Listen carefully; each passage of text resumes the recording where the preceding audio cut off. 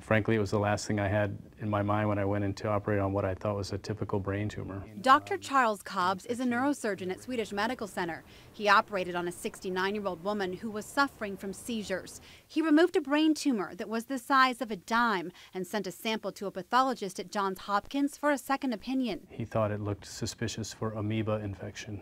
I was pretty much shocked because I'd never seen that before. The woman's condition quickly worsened, and when he did a second surgery, it had gone from about dime size to about the size of a baseball at that point. He said amoeba eat brain tissue.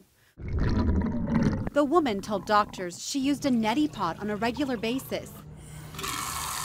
She had not been boiling water or using sterile water or using sterile saline. She had been using water that had been put through a filter, and maybe it had been sitting there and somehow the amoeba from somewhere else got in there. So that's what we suspect is the source of the infection. There are warnings on the package of a neti pot. It says, do not use with tap water. We found this video of how to use a neti pot on YouTube. Standing in front of a sink, bend forward comfortably and tilt your head down. You can see how it flushes out the nasal passages. This is so rare. There's only been about 200 cases ever. The Seattle woman had a sore on her nose for about 9 months. While it was biopsied, there was no reason to think it would be caused by amoeba.